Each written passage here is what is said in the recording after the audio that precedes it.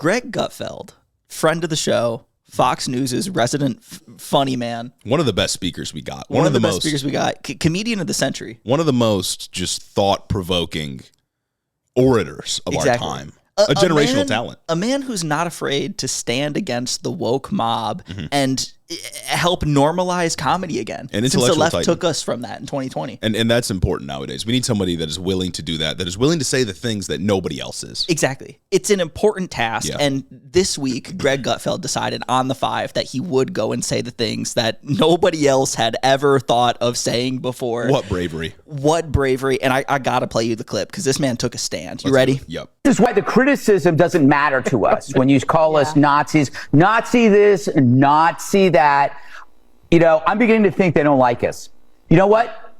I've said this before. We need to learn from the blacks. The way they were able to remove the power from the N-word by using it. So from now on, it's what up, my Nazi? Hey, what up, my Nazi? Oh my God. Hey, what's hanging, my Nazi? Nazi, please. We did it, guys. We found the worst joke ever.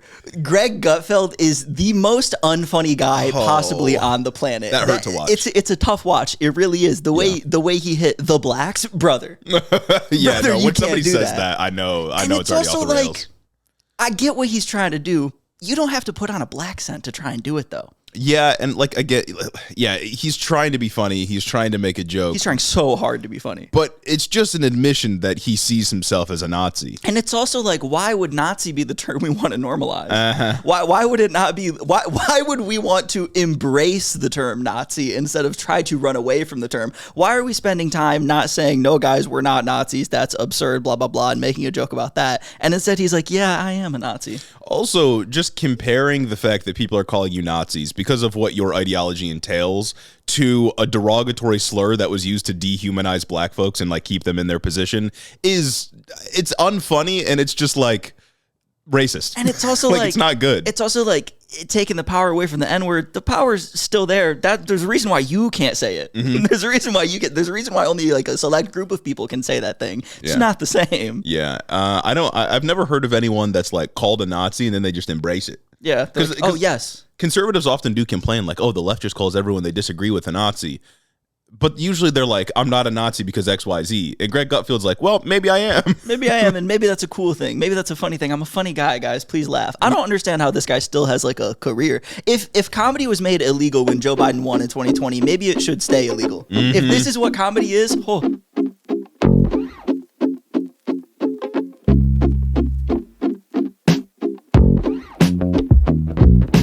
Welcome back to the show, everybody. It's another episode of Head in the Office. It's Thursday, July 17th, and we're bringing you more news. Yes, we are. You know we have to. We're right back in the 2 chairs. We're talking about Epstein, the guy who never dies. The guy who never dies. The man who lives forever. And we'll also be talking about a number of other things related to ICE and immigration. The Autopen. The Autopen. And the Supreme Court being cool and good. All the courts being cool and good this week. And I do love all the courts. My favorite branch of government is the judiciary because they protect us. Heavy on that one. They defend our rights. They've been serving as a reasonable check to the executive and all of its power recently. That's right. Congress has been doing its thing. But the judiciary, man, they've been standing up. They're just battling for us, and I got to respect it. We'll talk about that today. But before we get into the episode, of course, become a patron. If you want early access to all of our content, not only do you get that, but it makes us happy. And that's what's more important. It put a smile on my face. And you get ad-free episodes, so you don't have to skip forward 45 seconds every time you hear the and then an ad come in, you know what I mean? Or you could listen because they're cool. Or you could listen to the ad. Put a lot of work into it. Because we did try to make them at least a little bit entertaining. Yeah. But I understand. I'm a podcast listener myself, and I'd be skipping through ads like a demon. So I understand, and you can get ad-free episodes, early access to episodes on our Patreon. Access before anybody else gets it, of course. You could also get some merch at headintheoffice.com. All of our links for socials are down in the description. If you're not watching us on video, you can do that on YouTube and on Spotify. We're taking advantage of the feature. So if you want to see both of us in the chairs looking at you, check out Spotify or YouTube for that. You can't forget one of the most, if not the most enduring way to support the show is to leave a 5-star review. Now, not only on Apple, not only in the Instagram DMs if you can't access it because you're a Spotify listener, but in the Spotify comments, because we're using that feature now too. Yeah, you can drop a comment on Spotify, on the Spotify video, of course, And if it's a sort of review, if you mark that like it's a review, we'll read it here on the show. And I'm hoping that you guys engaging more in the comments will boost us in the Spotify algorithm since we're making more use of features. Yeah. It's the summer of features. That's really. right. That's the summer of features. It's the summer of 2 episodes a week now, and now features too. That's right. You want to take this first one here on Apple? Yes, I will. This first one from Colton Mooberry, the tertiary news source. First off, I condemn Hamas and all forms of political violence. I felt the need to write another review now that I figured out how to update my nickname and am currently on a 9-hour flight back to the U.S. The boys, TM, are my go-to source of news and correct takes for all things political. I'm currently listening to 2 weeks worth of Hiddo while flying back to the States. Got to reclaim my Hiddo head title to catch up on the awful happenings back home. Jeremy and Gage always provide succinct and correct analysis for everything, keeping me informed but not sucking the hope out of me like MSM tends to. I strive to make enough money to become an angel investor and have recently turned my liberal mom onto the pod. Keep it up. I need your sources to better battle the rural right-wing thralls in central and southern Illinois. This pod deserves 10 stars. Heavy on that last Hiddo, big with moms. Big with moms. Big with moms. Huge with moms. This next one and last one on Apple from Wes. Hark. Lend thine ears, lest the words of this hour past unheeded. What might one say of Hamas? For shame, I cry. Condemned in the most vigorous of terms. Yet what of political violence? Herein lie values of equal measure. For shame. Should any lay hands in wrath upon those whose leanings turn hither or thither? A freeloader am I, yet I strive for what meager portion I possess. Though I am wanting in coin, in compensatory force, I do prevail by the pen, and ho, how mighty is thine. Hark, mighty it is. Hark, too pale, nay white, gentlemen from the north do summon. Dost thou hear, dost thou hearken upon their cry? Attend, O listener, for the hour draweth nigh. Let not this moment slip thee by. We have but now to hearken unto truth. We have but now to act, and not a moment must be squandered. Free thy mind, dear soul, from the creeping tendrils of crafted deceit, from the lies spun by the cunning, by those who bear ill will towards thee. Free thy mind, and be made whole by the redemptive strength of media unshackled, of media in the office. Bask ye in the radiant light of Hiddo. Choose freedom, my children. Hark, 5 stars.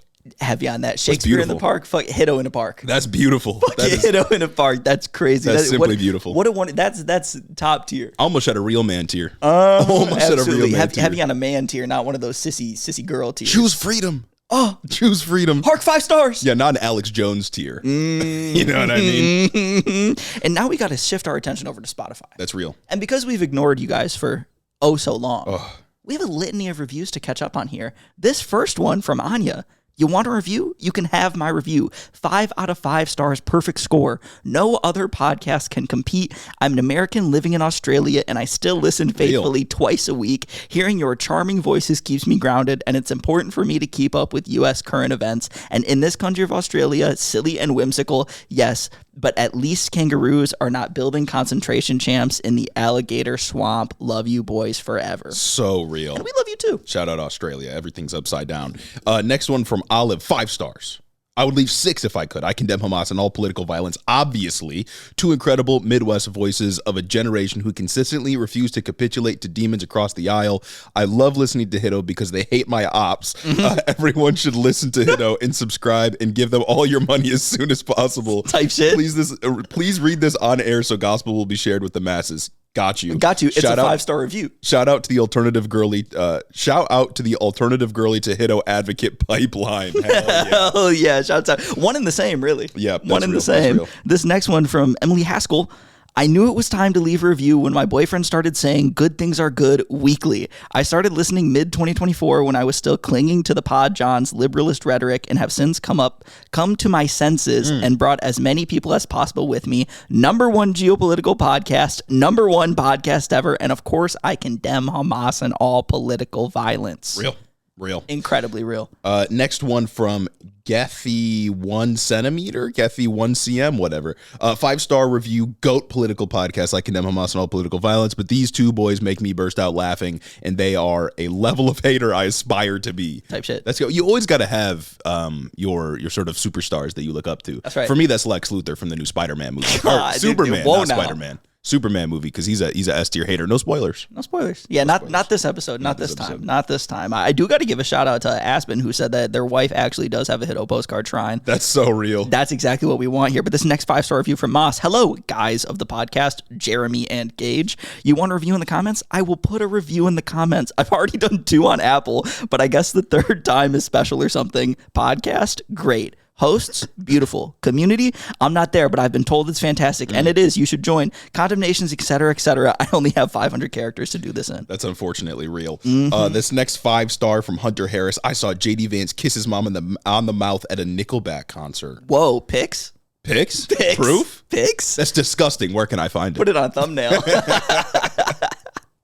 That's pretty good. And that's the 5 stars in the Spotify comments for today. But just remember, this avenue has been opened. Yeah. We're diverging paths to further capture you in the content. One person did ask, guys, I'm new here, is condemning Hamas and all political violence an inside joke? And I guess with the audience actively growing, or at least that's the goal, I will remind everybody that it is indeed an inside joke. Yes. We're making fun of people that continuously ask, like, oh, you're pro-Palestine, but do you condemn Hamas? Yeah, I guess we're pretty much 2 years out from the initial October 7th and then everything that happened after October 7th. And there was a solid 3 to 6 months where you could not engage in any sort of, not even just pro-Palestinian commentary, but any commentary that was critical of Israel without being berated with people, sometimes U.S. senators, asking you in hearings, do you condemn Hamas? Do you condemn Hamas? Do you condemn Hamas? And even if you said, yes, I condemn Hamas, they would continue saying, why aren't you condemning Hamas? Yeah. That's kind of where that one stemmed from. And then while that was going on, Trump got shot. And I had to make sure everybody knew I condemned political violence because things could have got bad. Yeah, when we say that, we're obviously mocking the people who solely focus on do you condemn this or that, rather than the underlying causes of what's going on. Yeah. And then the political violence thing is just because, Trump got shot. That's good. Yeah, and I'm trying to protect myself from future persecution. Exactly. But I don't know, maybe having a podcast already, that shit might have already sailed by now. But in too deep. But thank you for all those reviews. You know where to go if you want to leave a review or leave a comment or engage with us on social media and whatnot. And speaking of people who are in too deep. We gotta talk about the Jeffrey Epstein situation because the guy just won't die. I don't know why people keep talking about this. I'm saying. This guy was a creep who died years ago who had no connections to anybody else. Exactly. Just, guys, let it go. Let it go, guys. Please. He talked to people. So what? I talk to people every day. So since our Monday episode, the Epstein controversy has only continued to spiral for the Republican Party as MAGA sort of tears itself apart. I was trying to think of a Democratic analog for this. I guess it would just be Gaza. The thing that split the base. But this feels different. In a weird way, it feels bigger in its effect on the base. Because yes, Gaza did split the base, and Gaza did split the base a significant amount.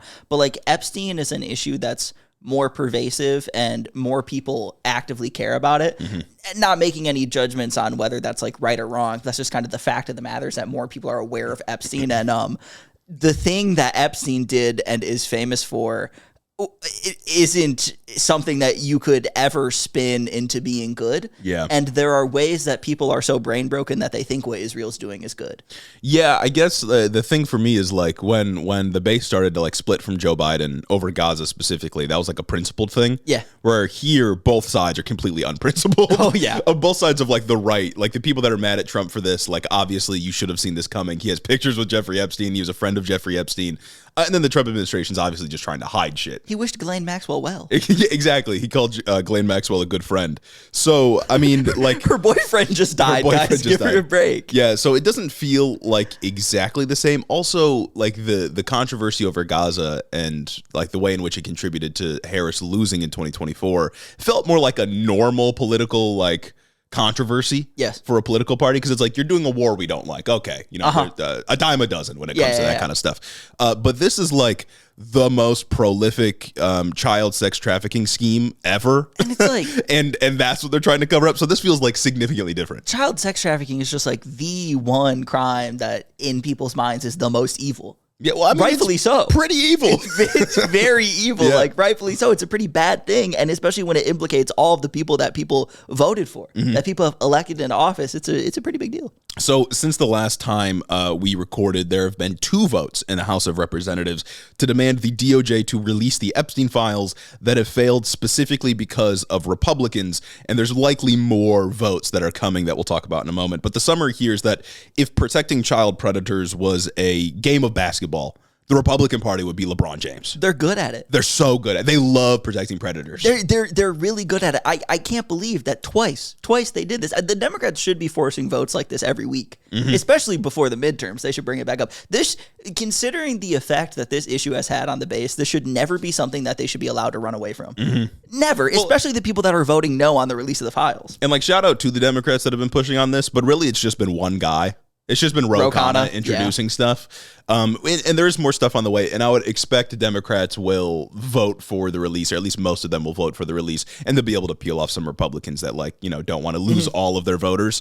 But for the most part, it's just been one dude. It like should be political suicide to get out there and say, no, I don't want the list released. Hakeem Jeffries is too young to have been tangled up like in the Epstein stuff himself. Yeah. I don't know about Chuck Schumer, but Jeffries should be out there screaming about Jeffrey Epstein right now. That's what a real like minority leader would do. Yeah. That's what you would really do. Like, this is when you're in the minority party, there's very limited things that you can go do. You can go do your oversight at these ICE facilities, and it's essentially you can do rhetoric. Yeah. All you can do is talk and drive wedges into the other guy's base so that you can actually become the majority and do the real power stuff. Yeah, like he could get out there and connect it to the other stuff too, because I know they still want to talk about the big beautiful bill, and maybe some of them want to talk about like alligator Alcatraz and whatnot. Yeah. And you can get out and connect it to all of that stuff. You can memorize a couple of lines or memorize what Jeffrey Epstein said about Donald Trump before he got arrested in 2019, but he's not doing that. Yeah, no, it's crazy. And it's like, you mentioned they want to talk about the big beautiful bill, and some people really want to talk about the big beautiful bill. Yeah. I was reading an article this morning about sort of like what Democrats think about what's going on, and I have this little excerpt that I screenshotted for you all. It starts off, quote, "But the opening may be short-lived. Democratic strategists, evil word, said they do not expect Epstein-related conspiracies to show up in their TV ads or dominate the party's midterm messaging, with the GOP mega bill likely to take center stage." Quote, I hate these people, dude. "I'm focused on the damage that the one big bad bill is doing, and I'm going to stay focused on that," said Rep. Brad Schneider, Democrat from Illinois, chair of the centrist New Democrat Coalition. "And if the president's covering up something, I'll let him deal with that." Oh my God, brother. Oh my God. I'll just. This is the same sort of brain broken that Chuck Schumer is when he says that Trump's actions will speak for themselves. Like this dude is actively running away from a layup. Dude, he's been thrown an alley-oop and he's over the hoop, and then he just put his hands up. I saw a poll that only 3% of people are satisfied with the level of publicity, or only 3% of people are satisfied with how many documents have been released from the government on Jeffrey Epstein. And I think this is a fucking, rarely are issues so clearly decisive in public opinion. And it's like 43% of Republicans are explicitly dissatisfied, and 60% of Democrats are dissatisfied. That's a wedge. What's going on. That is a massive portion of both bases that you could either gain or lose. And that's numbers without Democrats even really trying here. Yeah. Like, imagine if Democratic strategists, fake job, imagine if the Democratic strategists were actually hammering this home, putting it in TV ads. If politicians like Hakeem Jeffries were actually talking about this, then those numbers would fucking skyrocket because you're raising the profile. And I'm pretty sure that polling was conducted before Ro Khanna forced these votes. Well, of course, because the votes got forced like 2 days ago. Yeah. Like, things just keep getting bad. Literally every other day, Trump makes another statement that just digs himself a deeper and bigger hole. They keep fucking up, and nobody wants to talk about this. Democrats are allergic to messaging. They are. It's a fake job, You can let things speak for themselves to an extent, right? But it gets to a point where you have to get in there and you have to drive that hammer. You have to get in there and you have to show people just exactly why Trump is the swamp monster. Yeah. Like, over time, rain will erode, like, a road, I suppose. It'll erode a sidewalk or cement or whatever. But you should get in there with a fucking jackhammer. Exactly. You can make it like way quicker if that's something that you want to happen. Yeah.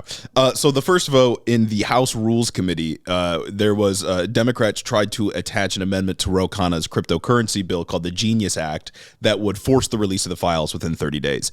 In the committee here, voted 7-5 for the amendment to not even go into the bill. So this wasn't a vote to like pass the Genius Act. This wasn't a vote to just send this amendment alone to the floor. This was just or this wasn't a vote to like pass the amendment outright so Trump would have to release the files immediately. This was just a vote so that the amendment could be considered on the House floor.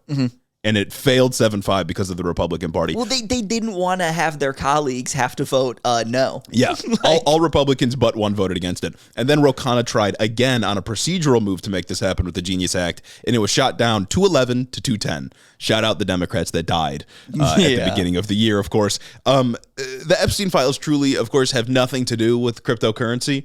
The Genius Act is a completely different issue, but shout out to Ro Khanna for, again, raising the profile of the issue and forcing them to take a physical vote on it. It's somebody who found a way to make it happen. Yeah. And that's frankly all we're asking for. It's somebody who found a way to make these people be held accountable in some sort of way, make these people show their asses. Yeah. That's all you got to do. One fantastic bit of cope I saw as this happened, I believe on Tuesday or Wednesday, was Tim Pool accusing Democrats of trying to force the government to publish child pornography. That's crazy. Nobody, not a single person is saying post the videos uncensored. Yeah. We are saying release the files so that we know who was involved, like the criminals, the perpetrators involved in this sex trafficking scheme. And it's also just the level of cope, not only here, but just broadly throughout these like grifters who get their orders from the top down has been insane. Because unlike the Autopen stuff that we'll talk about later, where you can see like Gunther Egelman, End Wokeness, and all these other accounts post like the exact same message at the same time because they got their email or whatever to post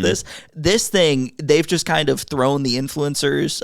They've let them do their own thing here. Yeah. And they're all trying to come up with ways to spin this, and none of them are really working. Tin Pool just this disaster. Charlie Kirk, I think, had a conference last week or something, and in the middle of it, he goes, "Who here really cares about the Epstein files? Raise your hand." Everybody raised their fucking hand, and he's like, well, Dude, at one point, Charlie Kirk was like, "I'm moving on from the Epstein files. I'm just going to trust my friends in government." Yes. At what point have conservatives ever been like, just trust the government, That's guys? what I'm saying. Fuck off, dude. Like, I know you believe in literally nothing.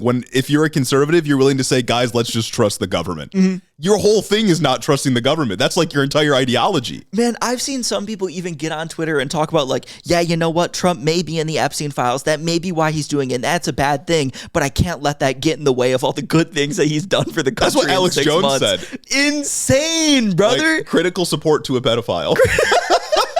I don't know, man. To me, that's a deal breaker. A man who was elected principally on draining the swamp, at least the first time, comes out as the swamp monster, the biggest guy in the swamp. And you're like, well, he kicked people off Medicaid. Yeah, but like he's victimizing brown people, and I like that. But he made things more expensive at the grocery store and kicked people off Medicaid and SNAP. That's a good thing. If we have to sacrifice a few teenage girls, then like so be it. Yeah. If it means that I get to see brown people getting shackled and let onto a plane. The Democrats want to see those videos. I think that's what's really fucked up here. That already happened. The stuff on the island already happened. But the fact that they want to see the videos, that's just reliving it. That's the worst. Yeah, you want to re-victimize the victims? No, dog. Just compile a list of names. Tell me who did. And then there's still the people getting out there posting pictures like Bill Clinton with Epstein, talking about like, oh, nobody's talking about this guy. Bill Clinton has been out of power for 20 fucking years. Nobody gives a shit about Bill Clinton anymore. One, nobody is even defending the fact that Bill Clinton may or may not be on the list. Everyone, at least that I've seen, pretty much accepts that Bill Clinton's there. I believe wholeheartedly that Bill Clinton's there. For sure. Again, Ghislaine Maxwell was at Chelsea Clinton's wedding. Yeah. But like the one thing that the Clintons did that Trump is not doing is they just shut the fuck up about it. Exactly.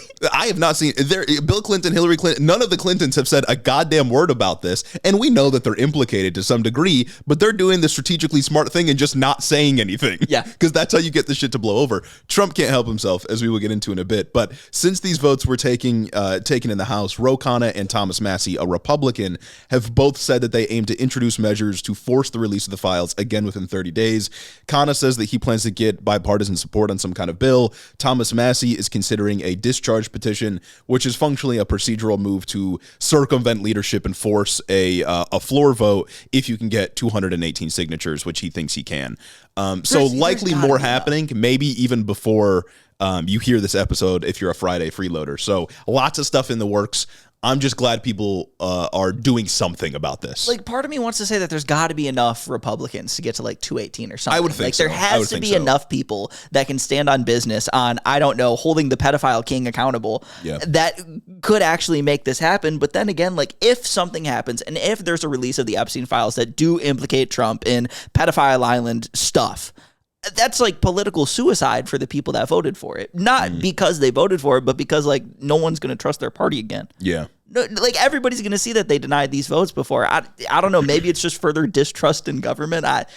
It's a fucked up situation. Well, I mean, Trump's already sort of poisoning the well by saying that, like, oh, Obama and James Biden, Comey wrote it. Yeah, they all like doctored the documents, even though he was president for 4 years and president when Jeffrey Epstein was arrested in 2019, and then when Jeffrey Epstein killed himself, quote unquote. So I mean, I don't know how many people will buy this.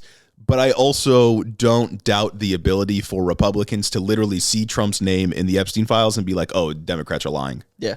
So I don't know. Well, we'll see what happens. Yeah, all those Democrats in the FBI that Trump hired, they're the guys that put his name on the list right here. Yeah. Obama got in there. Also, need I point out the contradiction between trans people are literally grooming kids? We have to make it so nobody can be trans anymore. And do people really care about the Epstein files still? Like, does this really matter? Yeah, guys, come on. This is old news. Like it already happened. Everything is child abuse, except actual child abuse, which is okay. Books in the library that nobody's ever going to check out are child abuse, but I don't know, books of actual child pornography in the halls of Congress or in the congressional records or in the FBI building, we're just gonna sweep that under the rug. Literal child abuse. That's actually just fine. And we should stop talking about it, guys. We should move on. Look, he's deporting a lot of people. That's good. Look, he's dead. He killed himself. It's that. Now that's Congress. We got to check into what Trump has been up to, actively contradicting his own DOJ. Yeah, man, what a guy right here. This is just a master class in saying all the wrong things at all the wrong times. Yeah. Just completely choosing the worst dialogue option at every single point. Yeah, the clearly worst one. Yeah. Like, you know how there's always like 4 and 3 are like okay or viable, and then the 4th one's like, well, I shouldn't do that. That's the bad outcome. He's choosing the 4th one every single time. It's like the other 3 dialogue options, they got like real like sentences attached to them. You can get a vibe, and the bottom one says evil, and he's like, oh. Yeah. So the official DOJ narrative from last week was that the Epstein files straight up don't exist. This narrative maybe lasted like 1 or 2 days because the president has now said multiple times that the files are real, but they've been doctored by the Clintons and Obama. So like the implication is that like he's in the files, but only because Obama put him in the files or something. No, because that's the thing is there would be no reason if Trump's clear from the Epstein files for him to get out there and say that, oh, it's actually Obama and Joe Biden and James Comey and Hillary Clinton are the ones that wrote this list, and so you can't trust the list at all. If he wasn't on the files, he'd release the fucking files. Yeah, exactly. And that's the argument they make about Democrats. Exactly. And that's an enduring argument because I believe there are Democrats on there and I'm not in a cult. Like I haven't built up an identity around fetishizing these people and hero worshiping these people that would be contradictory to what I believe of myself to say, oh yeah, they probably suck too. Yeah, because if the argument that Biden would have released it if it hurt Trump is true, then so is the argument that Trump would have already released it if it hurt any of the Democrats that he doesn't like. Yeah. Or it could be true that they happen to just both have people in the documents, which is what it is, right? Absolutely. Like that's the only logical conclusion here. More recently, he said that Trump said that Pam Bondi should publish, quote, whatever she thinks is credible. Again, the translation here to me is whatever doesn't include my name, or credible is whatever doesn't make me personally look bad. Or it's just another binder that's all blacked out except for a couple words. Yeah, because that's what they sold at the beginning of this. Also, I have to point out that right-wingers like Charlie Kirk and Benny Johnson and others have been latching on to these moments where Trump is like, she should release what's credible. Pam Bondi should release whatever credible evidence she has. Or when Trump was like, yeah, she could appoint a special prosecutor. Yeah, that's fine. Or when, he says that he offers some other like tiny little bone to these people that are ostensibly supposed to care about this issue. They have been latching on to those moments and saying like, look, most transparent government ever. Trump hasn't abandoned us. Look, guys, everything is fine. Just hold on. He's got this. Don't worry. I've found that very amusing. No, I've also seen a lot of other accounts on Twitter go around and say like, well, actually, you guys are saying that Trump ran on the Epstein files being released. Trump actually never ran on the Epstein files. Here's a clip from an interview where he dodged the question. Literally, they say here's a clip from the interview where he didn't answer the question. Like, yeah, I think that's honestly more indicting than if he would have ran on the Epstein files and didn't release them. But there was that one interview where he said like, yeah, well, maybe not so much those. And it's also like, yes, sure, even if Trump didn't make his campaign explicitly about the Epstein files, his son did. Everybody he ran with did. His top pick for AG pretty much did. Every single person that was around Trump that he elevated to a position of power once he actually took office on January 20th ran on getting the Epstein files out of there. Yeah. It was just Trump who just played coy about it. Yeah. Well, and his entire base, like this is an issue his base cares about. Yeah. And they all know that. And every single person around Donald Trump, including JD Vance on Theo Von's podcast, was like, yeah, we should release the Epstein files. Like and that's why they did the whole like charade with the binder in the first few months to begin with. They just thought that could be that and they could get away with it. Pam Bondi said the files are on my desk right now. Like, what the they think you're stupid. They think it's so incredibly stupid. Didn't Ghislaine Maxwell say, I'll tell you who was at the island? Yeah, and Republicans were like, well, no. So despite the obvious conclusion that can be drawn from Trump's sort of reluctance to release these files, right-wingers are still finding a very good way to cope. And I want to read a post that's from an account that's like not huge, but I think is representative of a trend that I've seen sort of developing over the past few days. This post said, quote, "This is called reverse psychology. Shut the fuck up." President Trump is letting all the Democrats and mainstream media networks talk shit and insinuate that he's hiding his involvement with Epstein. But let me tell you exactly how this is going to end. It's going to end the exact same way, with Donald Trump vindicated and again on top of the mountain. Trump is pretending to be implicated with the pedophile king so that he can actually expose the Democrats for also being implicated with the pedophile king. It's just so needlessly complicated. Yeah. Like, it doesn't have to be. If he had this damning evidence already, he would have just released it. But he can't, because him or his friends or his donors or whoever is implicated in these files, like, obviously. These people take orders from somebody in the GOP. We know that a lot of these Twitter accounts directly get talking points from the top down. You can fucking see it. They don't try to hide it. And they think that the Democrats operate in the same way, but with like MSNBC and CNN. Mm-hmm. Do you actually think that Donald Trump would need to draw up this huge, drawn-out conflict, almost to implicate himself in something just to get the media to talk about Democrats being involved in the Epstein files? Mm-hmm. I think if the Epstein files actually came out and it said Bill Clinton, Hillary Clinton, fucking Barack Obama, all these other rich and powerful Democrats were on Pedophile Island doing pedophile things, and no Republican was actually there ever, it was just a Democrat problem, Jeffrey Epstein was a Democrat, I don't think that CNN or MSNBC would be able to hide from that. That's impossible. They are not as shameless as Fox News is. Yeah. They think that everyone operates like they operate. Yeah. And that's why they're so brain broken. And this implication that Trump is some like 4D chess mastermind should be fully rejected, because he's never done a 4D chess thing literally ever. No. Like, at no point has he done like a measured strategic form of politics. He just says shit. Well, these people also think that the tariffs are a negotiating tactic. That's true. That's true. He hasn't negotiated anything. Let me remind you, we have 2 maybe deals that haven't been signed. Mm-hmm. That aren't like solidified yet. We have a deal with Britain that does nothing, and we have a deal with China that does nothing. We don't even know the like terms of the deal with China. Yeah. Everything this guy does, he just does. Yeah. There's no fucking thought behind those eyes. Also, because if there was like some mastermind 4D chess thought behind this, he would know that people don't watch politics like an episodic drama. Mm-hmm. They catch bits and pieces. So if he were to draw this out, drum up all of this like discourse around him being implicated in the Epstein files so that Democrats would call for their release so he can do some like insane gotcha, there would be literally millions of people who only saw the part where everyone was calling Trump a pedophile. Uh-huh. That does not work for your benefit. He said, oh, let me put out sound bites that implicate me and my supporters in being complicit in pedophilia to own the libs. Let me become a pedophile to own the libs. Yeah, white hat pedophilia. Dude. Maybe I should go to the island to own the libs. Come on, man. Yeah. It's ridiculous. It's like these people walk around and say, I've sold my soul for a little bit of coin on X, therefore everyone else has also sold your soul. No, motherfucker, you're just evil. Yeah. You're just a bad person. Yeah, I do think a lot of right-wingers just think that everybody thinks the way that they do. Yeah. Like, winning by any means. I don't actually believe in anything. I just want the other people to lose. When I actually do believe in stuff. Yeah, I have values that I can articulate if you ask me about them. It's like, I was listening to Hassan the other day, and he was talking about how after he did that like debate with Charlie Kirk like years ago at Politicon, I remember. Charlie Kirk asked him for like drinks afterwards. He's like, oh, hey, you want to go out? And Hassan's like, obviously not. I hate you. That's how I would, That's how I would act too. Why would I want to go get a drink with Charlie Kirk? One, we just debated on stage and you got fucked, buddy. And 2, it's like you stand for everything that I stand against, and I actually believe in these things.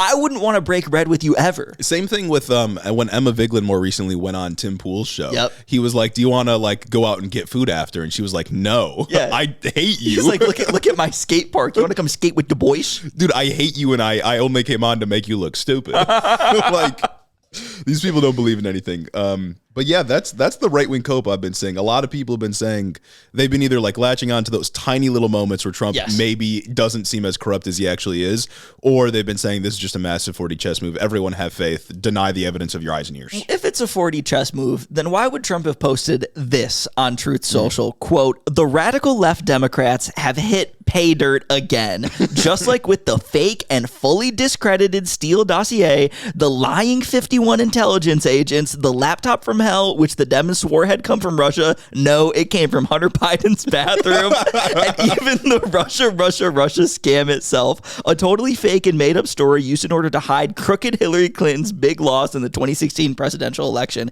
These scams and hoaxes are all Democrats are good at. It's all they have. They are no good at governing, no good at policy, and no good at picking winning candidates. Also, unlike Republicans, they stick together like glue. Their new scam is what we will forever call the Jeffrey Epstein hoax. Come on. And my past supporters have bought into this bullshit. Hook, line, and sinker. They haven't learned their lesson and probably never will, even after being conned by the lunatic left for 8 long years. I have had more success in 6 months than perhaps any president in our country's history, and all these people want to talk about with strong prodding by the fake news and the success-starved Democrats is the Jeffrey Epstein hoax. Let these weaklings continue forward and do the Democrats' work. Don't even think about talking of our incredible and unprecedented success because I don't want their support anymore. Thank you for your attention to this matter. Make America great again. This is a man that is fully crashing out. Absolutely. This is not a measured 4D chess mastermind move. This is a man who is spiraling. It's not like he called part of Epstein hoax. He said it's the Jeffrey Epstein hoax, and my supporters, you guys are bullshit liars for falling into it. You got conned by the Democrats because the Jeffrey Epstein stuff is fake. He's not even saying it's just the Democrats on the list and I have nothing to do with it. He's just saying it's fake. Buddy, you're on the list. Yeah, exactly. And it's like he's out here saying that any of his supporters that believe in the quote-unquote Jeffrey Epstein hoax are his past supporters. I have never seen him flailing like this before. Oh, never. He always has some kind of response to every issue to deflect or distract or just to get his followers to move on and not question him anymore or not like think that something is wrong with him. I have never seen him like this. No. That's how I know he's in the goddamn files. Oh, absolutely, 100%. Like you don't crash out like that if you haven't done something wrong. You know what I mean? You don't need to go. You don't need to call your supporters. Say your supporters have fallen for bullshit hoaxes if you weren't a part of this. That's really not any way that anybody would handle something like this. It's insane. And then he went and he also doubled down in a news conference after that post. He needs to constantly just defend himself. Yeah. He needs to constantly dig these holes. He's dead. He's gone. And all it is the Republicans, certain Republicans got duped by the Democrats, and they're following a Democrat playbook. And no different than Russia, and all the other hoaxes. They're started by the Democrats, and some Republicans, in this case I was surprised, but they got duped. He's dead. He's telling you that Jeffrey Epstein, his pedophile island, the fact that people went to the pedophile island is all a hoax. He's telling you that the Democrats made up the Jeffrey Epstein story and that you believe it falsely. And that's how you know he's in the files. Absolutely. That is how you know he's in the files, dog. Because he knows he won on, in part, people wanting him to release those files. His voters, at the very least, thought that he was going to release the files. That's why they're all angry with him right now. And political right-leaning political commentators are trying to like pick up the pieces. But the fact that he is acting like this tells me that his name is absolutely in there and he knows it. He's throwing a tantrum. He's throwing a little sissy boy tantrum. Yeah, because if his name wasn't in there, why else is he acting like this? Because obviously the files and the evidence, even if there's not like a spreadsheet, there's enough evidence to compile a list of people that are predators or were prolifically perpetrators visited the island. In this case, right? He could release all of that, but he isn't. Or he hasn't told his attorney general to do so. Why do you think that is? And why is he so angry with people in his own party that are like, hey, dog, just release them. It's not that big of a deal. And it's just within the span of the week, it went from the list is the blah, blah, blah, the list is fake. actually the list was made up by Obama, James Comey, and Hillary Clinton to actually, this is all just bullshit. Like, there is no list, blah, blah, blah. Nothing's ever happening, and you're a dumbass for thinking something You're a happened. weakling. You're a weakling. You're a weakling, and I don't want your support. Brother, this will be the one thing that you actually burn supporters for. Mm-hmm. They don't fuck with you. And he can't get away from it. This is not like a 2-day news cycle type thing. It has been following him. It's been like 3 weeks that this is going on. Elon Musk said he's in the Epstein files. And that was a news cycle in itself. And that was separated from this. Like, this wouldn't be going on, like you said earlier, if he just shut the fuck up. Mm-hmm. But the fact that he can't shut the fuck up just implicates him. Mm-hmm. Man, nobody talks about like the Clintons being involved in this shit anymore because they don't say anything anytime it's in the news. Exactly. They just shut up and move on. Like if Hillary Clinton started posting like Democrats should not be calling for the release of the Epstein files, then we'd be like, hey, this is obvious what's going on here. Because it's just like, but she shut the fuck up, and that's what you should do in this moment. It's like the most damning thing in the world to be like, no, actually, I don't want to know what rich and powerful people were at Pedophile Island. Uh-huh. Like Stephen King. Yeah, that's what I was going to say, dude.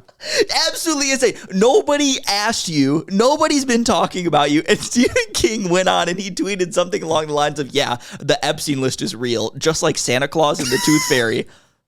Brother, he just admitted to being there. That's what I'm saying. Like, that's the only reason you don't want the only people who don't want the pedophile list revealed are the people who are on the pedophile list. That's it. Like, bro pulled up in an all new fur coat right after the robbery.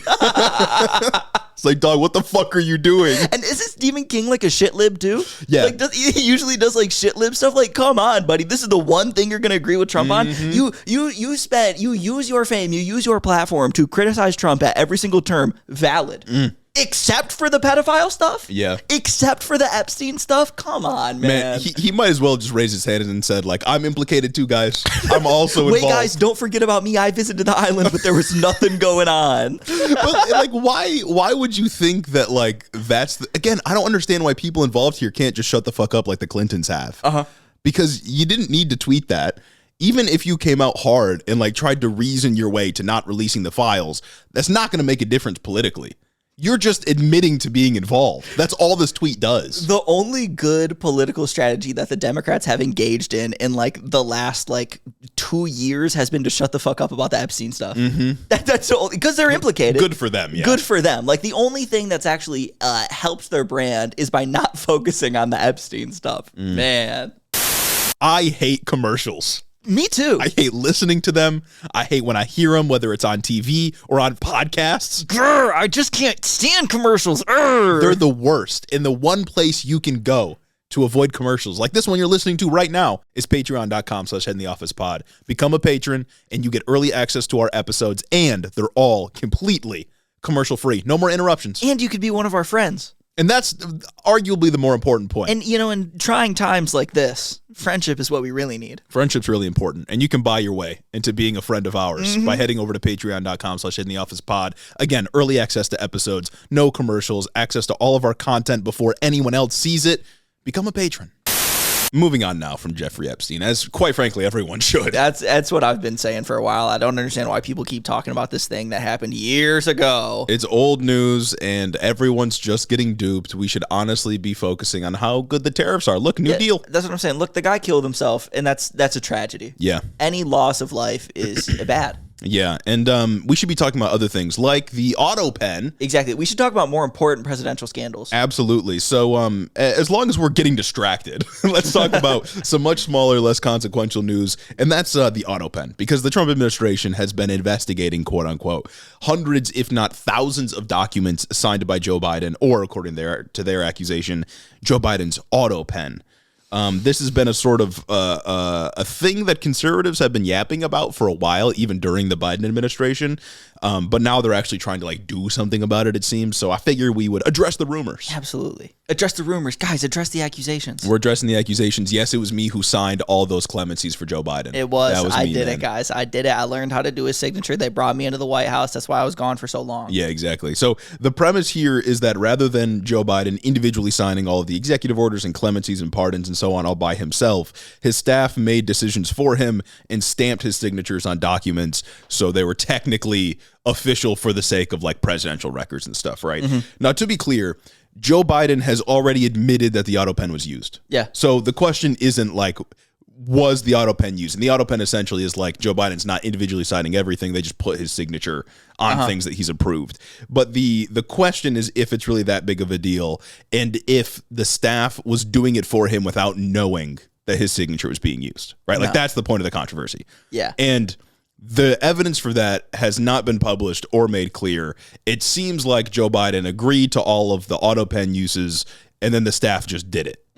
And of course, you can ask a question around that. You can have an intelligent person could say the president should sign everything that's getting passed executively. You know what I mean? But the Trump administration has tried to make this a big deal, essentially by saying that Joe Biden was so addled and so incompetent that the use of the Autopen is tantamount to staffers acting as president.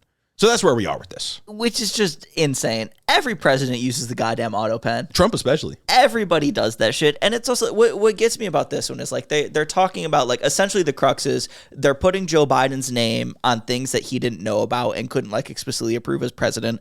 Trump has done that live on TV.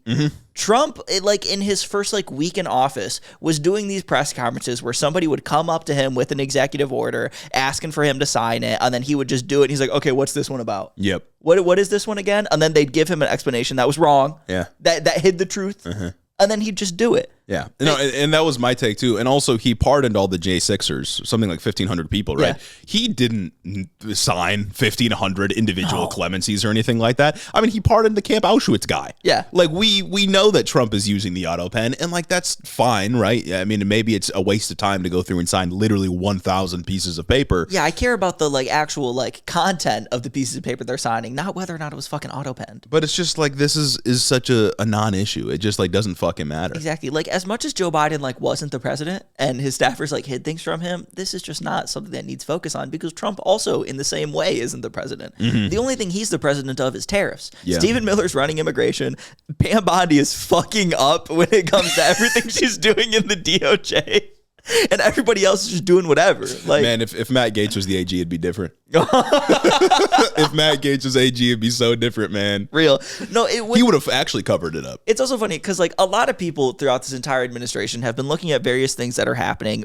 Sometimes they're looking at the ICE raids and being like, oh, this is just a distraction. What is Trump really doing in the background? Or they look at Epstein and they're like, the Epstein stuff's a distraction. They're trying to distract you from something else that's going on, as if I can't pay attention to two things at once. Yeah. But it's like, if anything is the distraction, it's going to be the Autopen bullshit. It's the Autopen bullshit. Like you mean to tell me they're covering up Pedophile Island and they're going and brutalizing millions of brown people, profiling them all throughout California and all throughout the country just to distract you from like something else? If so, what would they be distracting you from? Like cloning Hitler?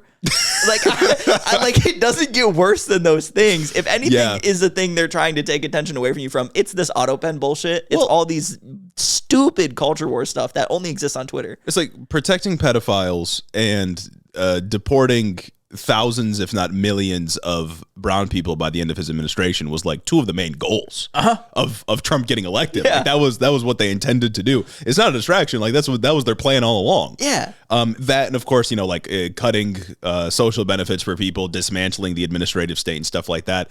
I don't think like for it to be a distraction, it's just so wildly complicated for them to actually throw up something to distract us from like bad shit that they're doing. Because they do all the bad shit in public. And, like, they do all the bad shit and say it with their chest. Like, they get out press conferences and like, yes, we're building a concentration camp. Yes, we're selling merch. I think we're past the point of distractions with the Trump administration and what they're doing. They're so unashamed of every single awful policy that they put out. And if the Epstein stuff is like supposed to be a distraction, they picked the worst issue to distract us with because it makes them look so bad. Guys, I want to distract the public from something. Let me pretend to be a pedophile. No, like the Autopen and maybe like the semi-tariff deal or the pseudo-tariff deals that he gets. That's clearly meant to distract us from what's happening right now, and nobody's buying it. Yeah. Like they're trying to push through this Autopen stuff. Trump has said it's the greatest scandal in presidential history, and nobody's paying attention to it because it doesn't matter. It also feels like they're accusing Joe Biden of being so addled that his staff used the Autopen, and that's this massive scandal. Democrats have already sort of just agreed, like, yeah, Joe Biden was mentally incompetent. Like, we've already litigated this. Jake Tapper wrote a whole ass book. the issue has been dealt with. We all have expressed our gripes for like a year with how old Biden was. He's not the president anymore. Yeah.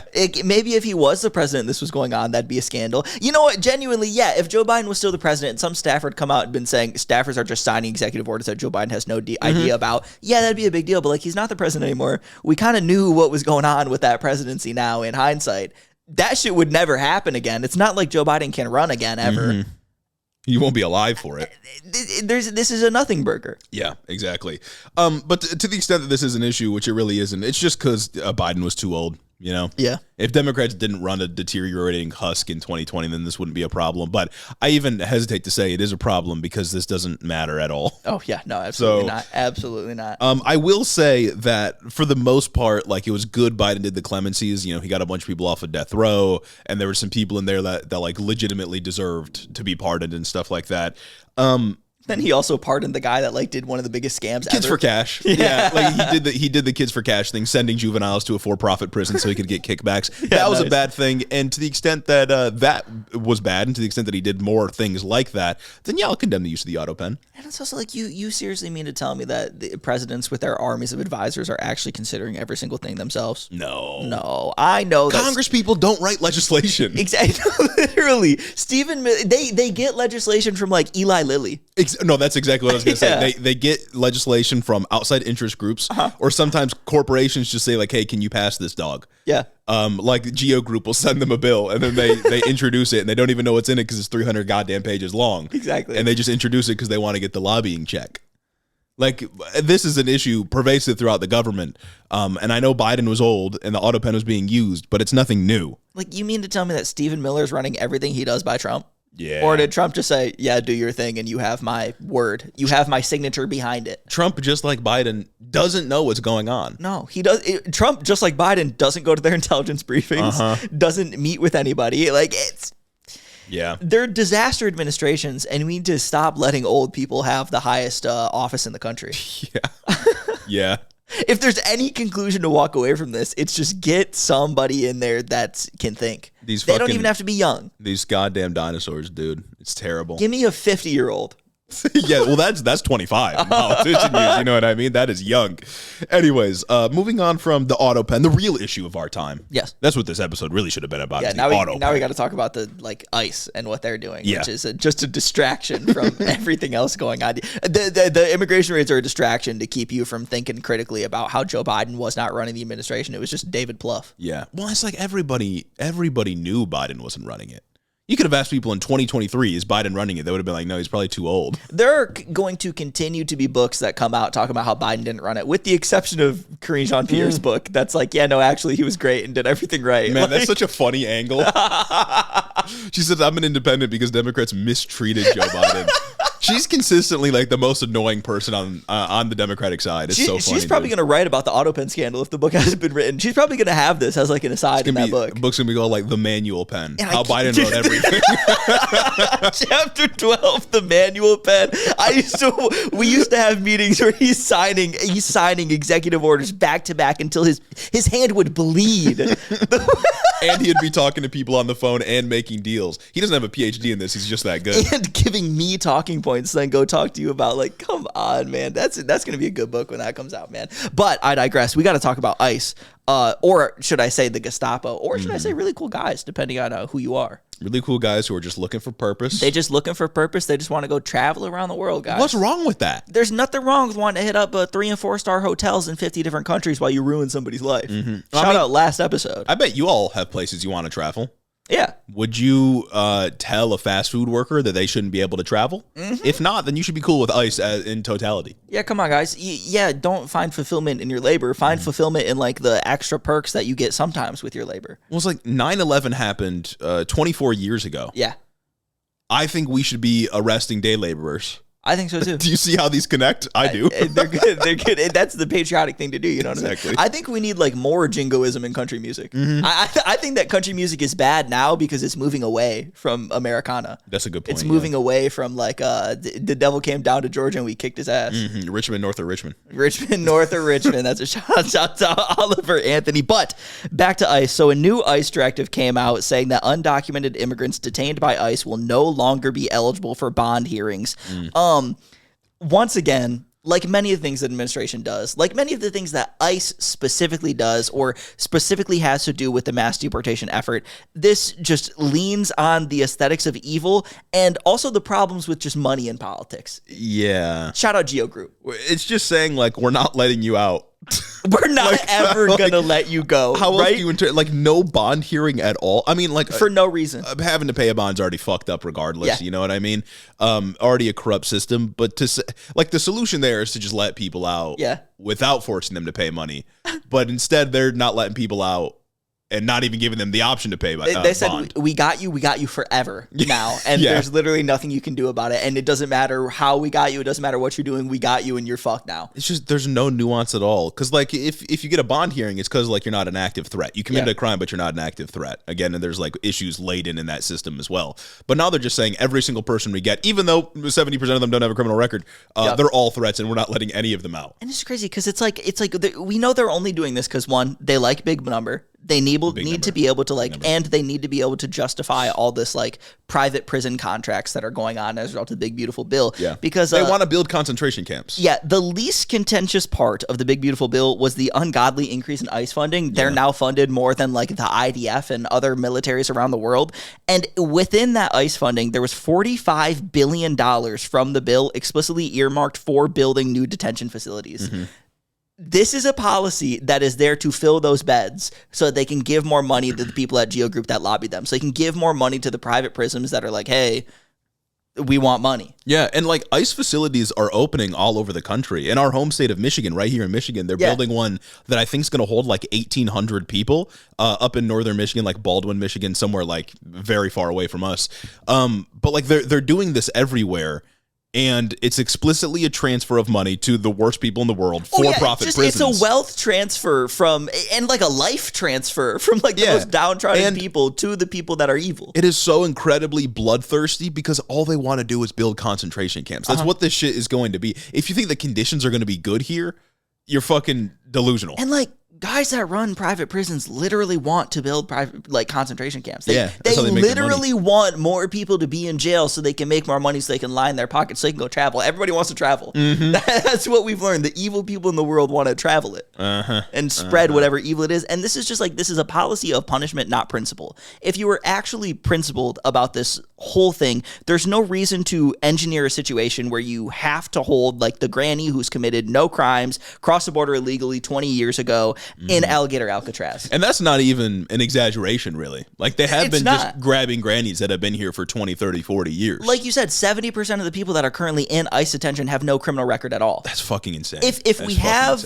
a problem where we don't have enough beds to detain the amount of people that the administration wants to detain, you could just not have all these people detained. Mm-hmm. You could just not have the 70% of people that have followed all of our rules since they came here continue to follow our rules and do regular deportation proceedings if you even have to do that, like how the regular system has been handled. Mm-hmm. They can be let out on bond. Most of these people never miss like an immigration judge appointment. They like 90-something% of illegal immigrants never miss their hearings. Yeah. Because if they do, I mean, they get deported and they're fucked. They never have a chance. 70% of people without a criminal record, that's 70% of detainees that are no threat to the people around them. Exactly. You are not a threat to society. Yeah. These people that you grabbed out of Home Depot were not like selling fentanyl on the sides. When you mandatorily detain these people, it's the same problem that we had with the Lake and Riley Act that required mandatory detentions for, I think, any crime ever whatsoever, including like shoplifting, unarmed. Yeah, it lowered the standard. Yeah. It lowered the standard for what forces you to stay in prison. This just makes it so there is no standard for what forces you into prison. You are just forced into prison if you're here and happen to be undocumented. Well, and I'll remind people that ICE detention is not supposed to be punitive. And yet it very clearly is. Yeah. Being shoved into alligator Auschwitz is clearly a punishment. Like, they are not doing that just to hold you until they can figure out what they're going to do with your hearing or if they have to kick you out of the country or whatever it may be. They are putting you in there to punish you because they don't like who you are or where you came from. Oh, absolutely. And it's like this doesn't get drugs off the streets. Mm-mm. This does not make any community safer because of that 70% number. And even like more importantly, it actively hinders the administration from getting the people that are actually doing the crime because now these beds are full. Now they are explicitly relying on private prisons to be able to do something like this. And this entire thing is a transfer from you and me and everybody listening to this to Geo Group. Mm-hmm. Like, that's what you should be upset that your tax dollars are going to. This is a problem that they made up so that they could give rich people more money. And, like, think about the communities that they're tearing apart with, like, the thousands of people. I think I saw a number that something like 2,000 or 3,000 people were arrested as a part of all the raids happening in LA since like the beginning of June. Think of all the communities or just the households that are being ripped apart as people, primarily men, are being grabbed and put in these detention camps. People that were probably to some extent breadwinners or just like delivering like money and food to the table. Like, what are those kids supposed to do? What are the remaining family members supposed to do now that the person who was like supporting them is completely gone, locked up somewhere, and they can't even find them? And usually when you get out on bond, it gives you an opportunity to get your affairs in order. Yeah. Figure out how you're going to handle things back home should your case not go the way that you want it to go. If you have access to lawyers, if you can even fight the fucking case. Now you just can't have that. Now these people are just kidnapped out of work. It's just a policy that further immiserates people that are working the hardest in the country. Mm-hmm. Like, we should let the guys that are here to work on farms work on farms. And you are making entire cities actively hostile to the people that are supposed to be getting the quote-unquote criminals. Yes. But of course, we know that getting the criminals is always just a pretext to do exactly this, of course. Which is something a lot of people talked about, including us. And they want me to feel bad that ICE morale was down. Oh, man, I wish ICE morale was lower. That's what I'm saying. That shit can go all the way down, actually. Dude. Like, you're doing the worst thing ever. Mm-hmm. That's just that. You know what I'm saying? So that's the ICE update for this week, outside of the just raids that are happening in the general horrible situation. I guess the update summed up is it's getting worse.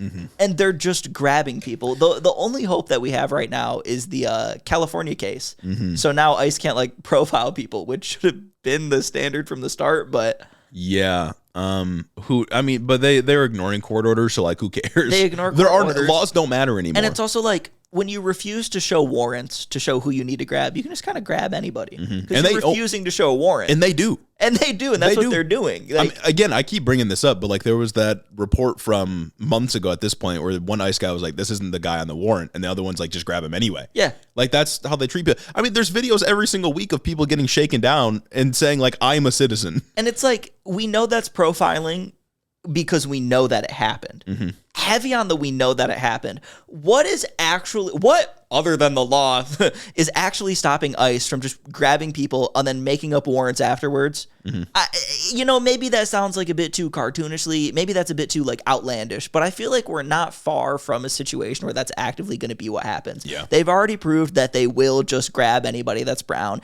They will just profile you if you're brown. They will try to arrest you if you're brown and speak Spanish or have a bit of an accent. What's stopping them from making up these warrants? The law hasn't stopped them at any step of the way. Especially because about 2 months ago or so, Stephen Miller was saying like, yeah, we're considering suspending habeas corpus. Yeah. It hasn't happened yet, but once they do, they don't have to present charges against you. And Stephen Miller also said, you're fired if you don't meet my 3,000 arrests a day quota. Yeah.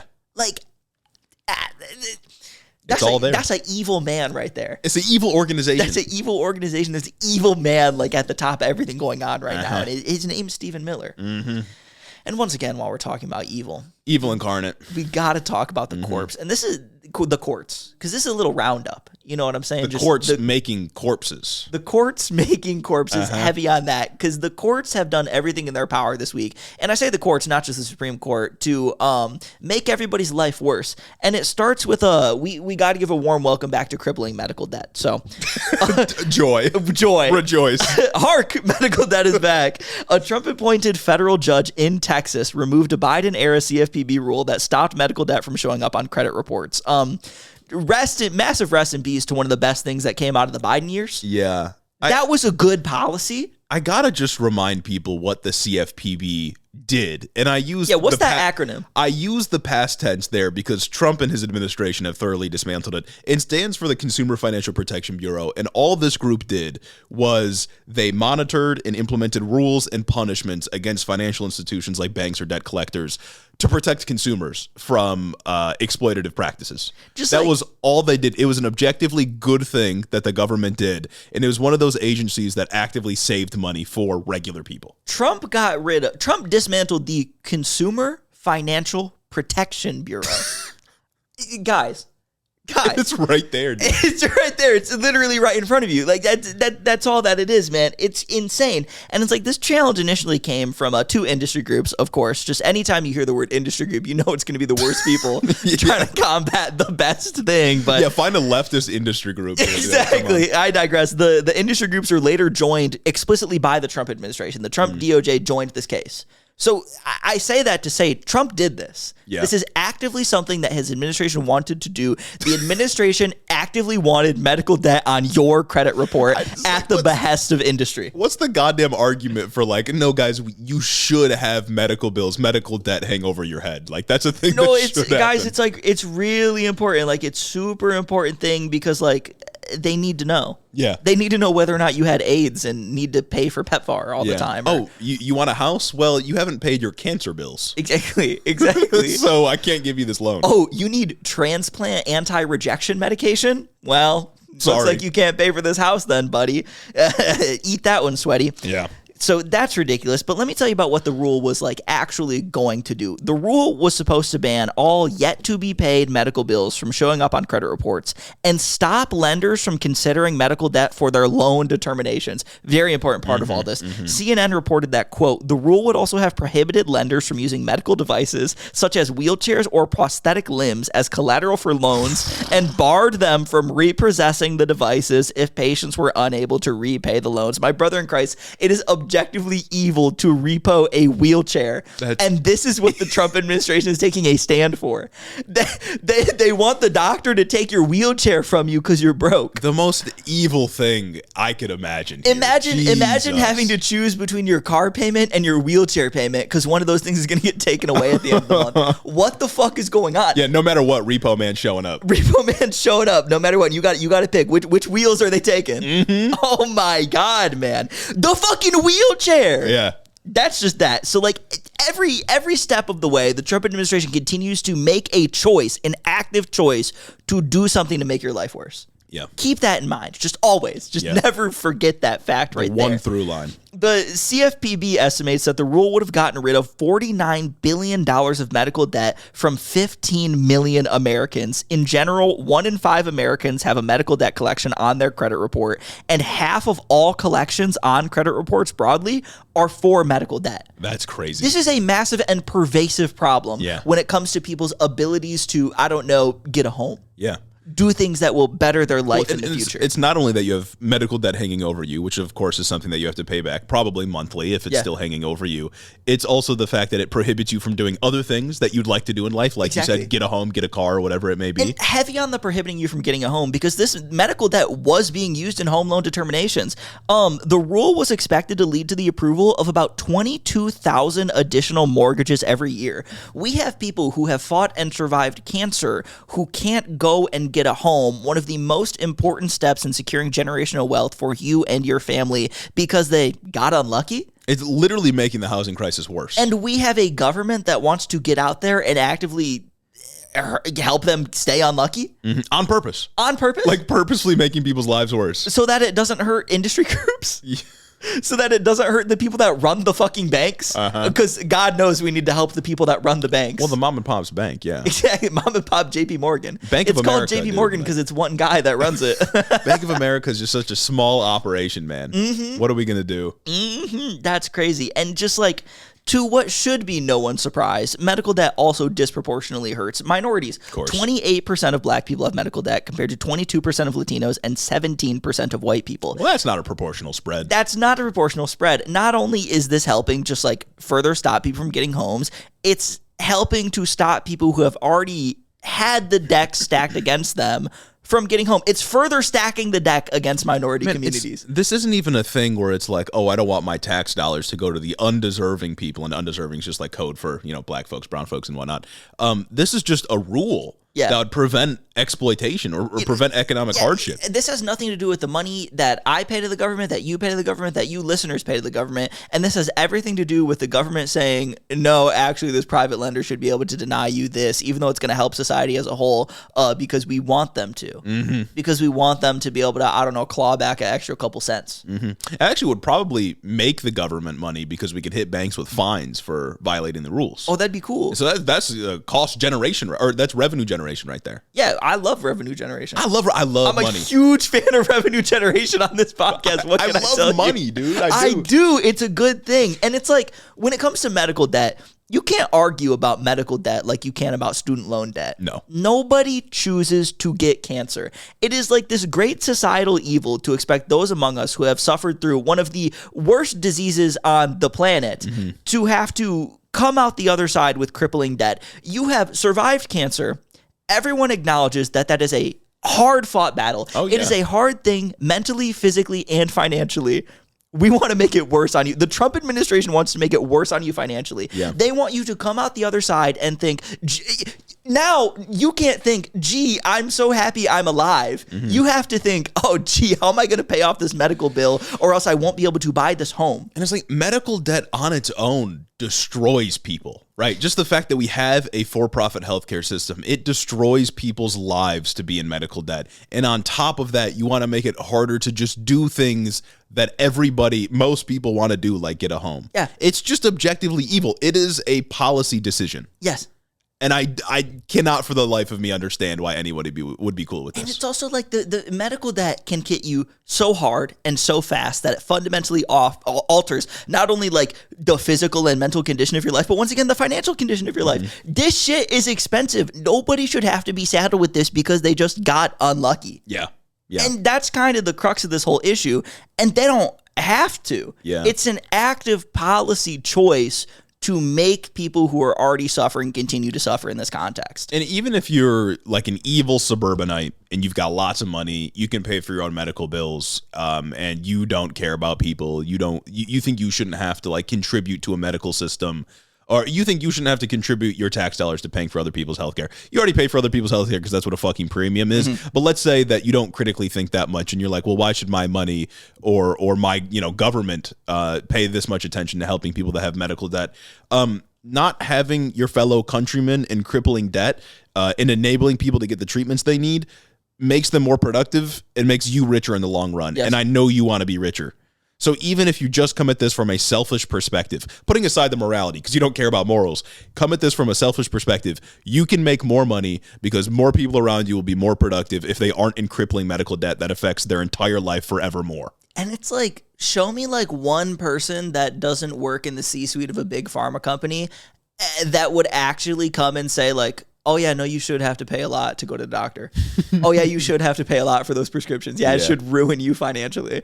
Oh, and if you can't pay the money and you have to go into like massive debt because you needed an emergency surgery because, I don't know, you got in a car crash at no fault to yourself, like, yeah, man, you just got to pay that. That's just how the cookie crumbles. Show me one person that principally believes that. Yeah. Medical debt is the most bullshit concept on the fucking planet.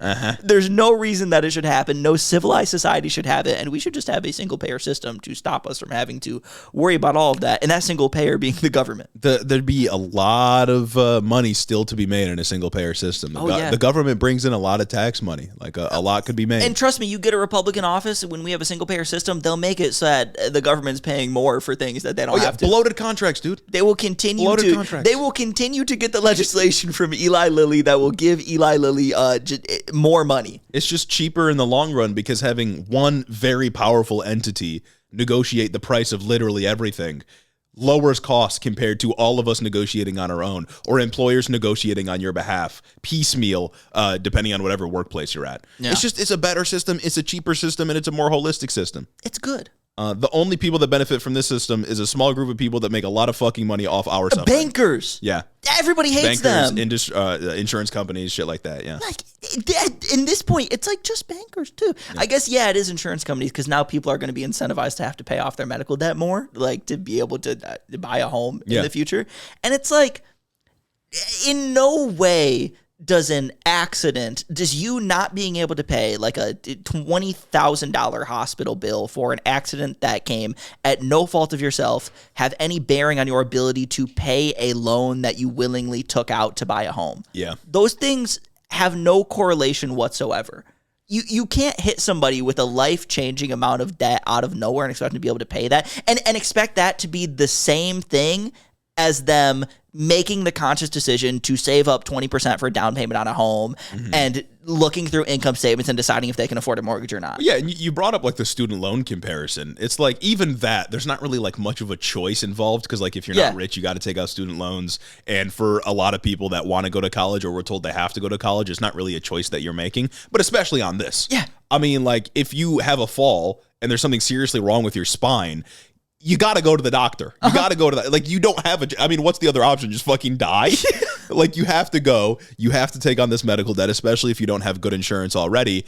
There's no choice there. No. So it's just punishing people for getting into an accident. And I think the government should exist to, I don't know, make things better. Hot take.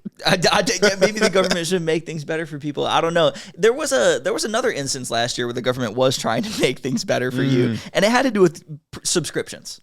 Everybody loves the subscription service. We have one here on this platform that we love a lot. Patreon.com/Ted in the office. Yeah, but yeah, that's one of the good ones. That's one of the good ones. It's no Planet Fitness. But last year, the FTC, under the second coming of Christ herself, Lena Khan, issued a new, quote, click to cancel rule, which would have made it so that subscription services were as easy to cancel as they were to sign up for in the first place. Dope rule, immensely popular, genuinely a good thing. Bring me one consumer who thinks that it should be hard to cancel a subscription that's taking money out of their pocket. I tried to cancel my Amazon Prime subscription, and then lo and behold, 2 months later, it's still going. Bring me one person who's like, yeah, I like how hard it is to cancel a Planet Fitness subscription. It's not a thing. These practices are inherently predatory. Yeah, it's exploitative. Yeah.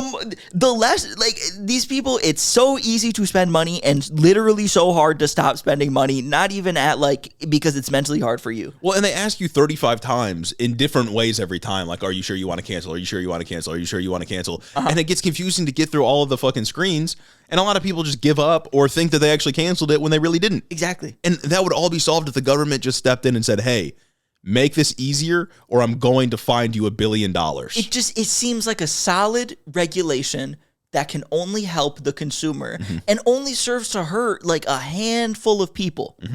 But those handful of people happen to be very powerful. So specifically, the initiative was supposed to require businesses to obtain a customer's consent before charging for memberships, auto renewals, and programs linked to free trials. The FTC said at the time that businesses must also disclose when free trials or other promotional offers will end and let consumers cancel recurring subscriptions as easily as they started them. That's where we get that click to cancel thing. Oh, man. The change was supposed to go into effect on Monday, but the 8th Circuit Court of Appeals decided to just axe the rule. Not because it's an overreach of the FTC's authority, not because it's illegal, but because the judge straight up lied and said they failed to follow procedure for implementation. Cool. Okay, sit down before I tell you this. Basically, when the FTC wants to implement a rule, if said rule is expected to have over a $100 million effect on the U.S. economy annually, they need to issue a preliminary regulatory analysis. Whatever. Here's the kicker. With this click to cancel rule, the FTC did their work. They estimated that this was not going to have an effect on the U.S. economy greater than $100 million per year. But the administrative law judge said it would. That's it. What the fuck do you know? And so the administrative law judge said it would, and so they vacated the rule because they didn't do the regulatory analysis because he said it would have that effect. Man, the experts said that it wouldn't, but I think it will. Yes. Come on, man. Yes. The court said, quote, while we certainly do not endorse the use of unfair and deceptive practices in negative option marketing, the procedural deficiencies of the commission's rulemaking process are fatal here. Man, Chevron and its consequences. You made that up. Yeah. You literally, it's not even Chevron and its consequences. This is just an administrative law judge saying, no. No. Yeah. Oh, man. There's not even anything to say here. It's just like this person hates you and wants you to suffer and eventually die. Yeah. Hell yeah. No, exactly. They want less money in your pocket. Big subscription just won. Yeah. And it's like old people are the ones getting fucked the most on this. Exactly. Because like I'm proficient with technology. I can usually navigate through all the menus and whatnot. Old people don't know what the fuck they're doing. Yeah, I'm proficient with how to do this stuff, and even I think it's annoying. There are even times where I'm like, God damn, I'm just going to let it go this month. Like, whatever. Like, I guess, okay. Yeah. Yeah. Stupid. Yeah, man. That's rough. That is rough. Who can be in favor of this bullshit, man? No, it's literally the worst people in the world. Like, and the way that the FTC is structured now, they're not going after this. No, they're not of course going not. to reinstate this rule. Trump's not going to let this happen, or if he does, he's going to take credit for it. And fucking, I'll say it's a good thing if he does, but they're not going to do it. No, this wouldn't have got shot down if they were going to do it. Like, realistically. Lena Khan really was just in there moving through these fucking for-profit industries and changing shit Pissing off all the right people. They hated her. I remember when Harris was running for re-election, there was a big push on behalf of industry groups to not rehire Lena Khan. Of course, it doesn't matter now. Lena Khan was never going to get rehired under a Trump administration. Someone probably evil is there. But she was out here doing God's work. Yeah, the new FTC commissioner, Malice Stare, is the most evil people. The most evil people. And let's go up the chain a little bit and talk about SCOTUS. Great. I don't have much to say about this one because it's just like another day. You know what? Another day, another Supreme Court decision. The Supreme Court this week decided that they would allow Trump to continue with his firings of like half the Department of Education. Yeah. Didn't people say like he's effectively abolishing the department without doing it? He's trying to fire like half the people that work at the department. No organization can, especially a large organization, can handle half of their workforce just being reduced at the drop of a hat. Especially like a government organization, because we've been learning that like as much as we talk about waste, fraud, and abuse in the government, there just wasn't that much waste when it comes to, there wasn't that much inefficiency when it comes to the number of people working in the government. Exactly. Except in the DOD, of course, which they haven't touched. But like when it comes to like the number of people hired, like actually, yeah, those people were doing meaningful work. Yeah, surprisingly. Those people had jobs. Maybe there was like bureaucratic red tape that maybe made their jobs more laborious and whatnot, but they not care about that. They're not looking at that. They're not looking at regulations. They're only looking at getting rid of all regulations that weren't explicitly said by Congress, but that's a whole nother conversation. But yeah, SCOTUS said that he can continue with the firings while like the legal challenge plays out in court. Yeah. That's it. Yeah. This is the stupidest thing ever. The Department of Education was created by Congress. It can only be disbanded by Congress. You have to take a very technical standpoint. You have to take like a strict textualist approach to interpreting the law to come to a conclusion that this is anywhere near okay and that this is anywhere near constitutional. You're telling me that Joe Biden or any Democrat can just come into like any agency created by Congress and effectively shut it down as long as they leave the doors open? Yeah, as long as they leave one guy in there on a computer. Yeah, because it's like Trump had said publicly many times, like, I'm going to abolish the Department of Education. It's not that hard to see that him firing half of the workforce is an attempt to do that, knowing he can't get congressional approval. And I don't think it would be beyond the purview of the courts or of Congress to like force him to maintain staffing or force him to hire more people on to maintain staffing, because this is just a de facto abolishing the department. Yes. Like, it's not that complicated. No, it really isn't. And it's just, you got to be the dumbest person alive to think that the Department of Education can still function after this. Like, you have to consider the intent. These motherfuckers always talk about what the framers of the Constitution intended and blah, blah, blah. You have to consider that there is no way that they would have conceived that somebody would have tried to get around the idea that Congress establishes a thing, only Congress can get rid of a thing, but the executive can't actually just stop its functions wholly. But as long as the department still has the plaque on the building, then the department's still around, and that's fine, actually. Yeah, like statutorily, you have to have a Department of Education. It was passed into law. Yeah. Like, it's right there. But I guess you don't have to have a functioning Department of Education. You just have to have one. What's the fucking point of law?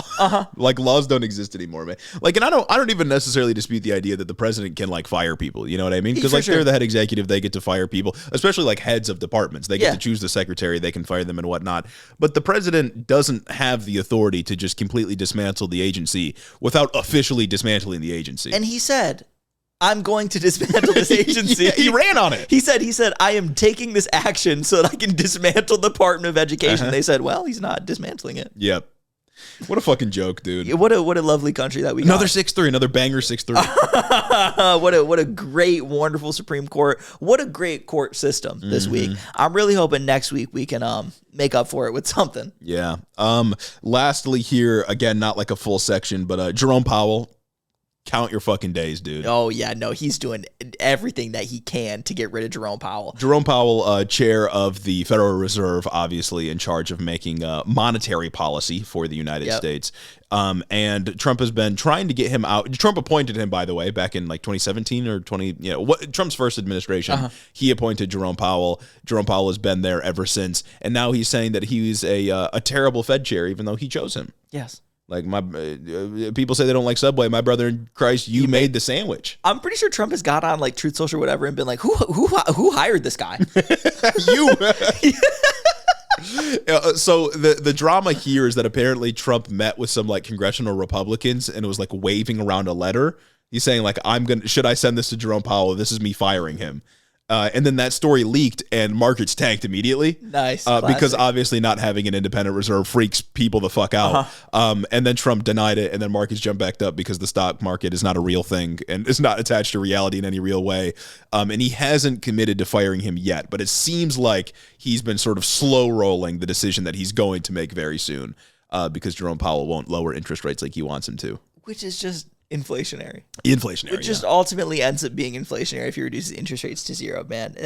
I love it. We got a country, we got a real executive, we got a principled person in power. Yeah. And I really regret ignoring all the good things that he's done these past 6 months and just focusing on the Epstein hoax. Yeah, I want to be able to argue leftistly that the Federal Reserve is like a bad thing, but here I am, critical support to Jerome Powell. You know what I mean? Critical support to supply and demand. Like I don't really like fuck with the Federal Reserve in a leftist kind of way.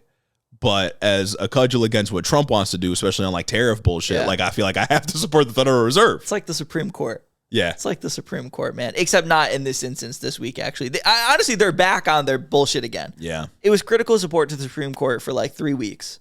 Yeah, they were mean to Trump, and now they got to be nice to him again.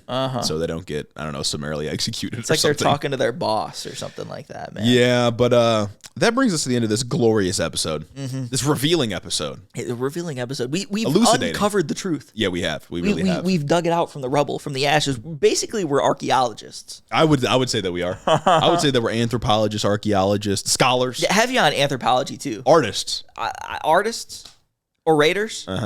Speech writers. Oh my God, yeah. Put me on the Obama team. Yeah. Put me in with the Pod Johns. Influential thinkers just like Greg Gutfeld. To bring it full circle. Funny guys just like Greg Gutfeld. Exactly. Humorous. And we got to give a special thanks to our boys, theys, and sometimes gals. That subscribe to us on the Patreon and never want to click to cancel. Never. Mind you. I think Patreon should make it as hard as possible. I think Patreon should put like way more barriers in to their canceling their subscriptions. That's all I'm saying. I don't have a vested interest in it for whatever, but special thanks. Maybe we should start an industry group.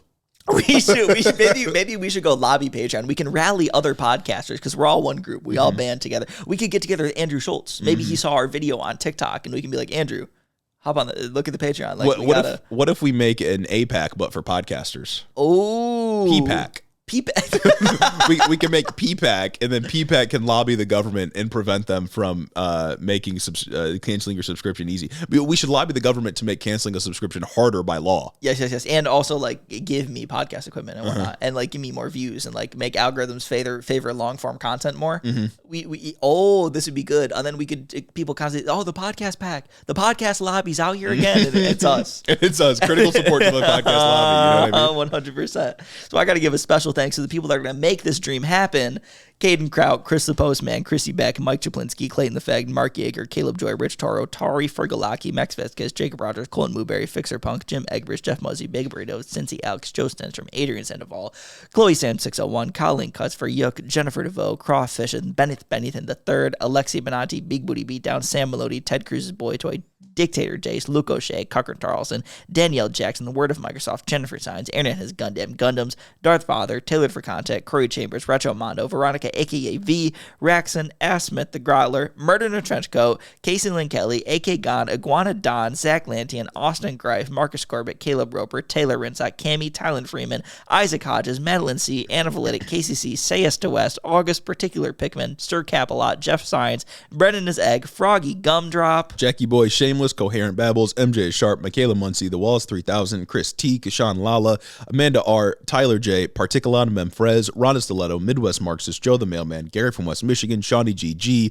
Juniper Not Jupiter, Stacked Crabs, I Crowley, Urban Peach, Lord of Forlorn, Holt Forsyth, Booty Snakes, Dew Fairy, Chelceratops, Austin Lima, Lane Waltz, Azim Fidah Hussein, Gorgeous Girl Mukes, Brooklyn G, Noverk the Dastardly, Goldthorn, Addie Book, Merlin, Cryobongi, Sergeant Pookie, Hoodie, Kim Kitsaragi, Rose Grimm, Kristen, Jamie the Young Extremist, Jack the Heathen, Archer W, Evan Mingo, AJ Torres, Elo Nico, Jake Hall, Seth Schmidt, Noah Sajas, Majawat, Ultra the Dragon, Mercy Boku, Dick Cheney and 6 Inch Heels, Luke Wechter, Henry Kraggles, Tristan Ringsmith, Yaya, Asura the Atheist, Aiden Reese, Deep State Agent, Puddle Pirate, Joshua Franklin, Southern Lefty, Lark 61, KC, Cannon Man, Troy H, Mark Muffalo, Nahan San Diego, Nut Mode, Nick from New Haven, Connor Nix, Steven Schwartz, Sound Logic, Sleven, and my mom. Thank you all so much for supporting the show on Patreon. If you want your name on this list, you know where to go. If you want early access to everything we do, yes, you know where to go. And if you want to help us get to our new goal so you could get some stickers, big, you know where to go. You know absolutely where to go. Thanks for listening, everyone. Have a great week.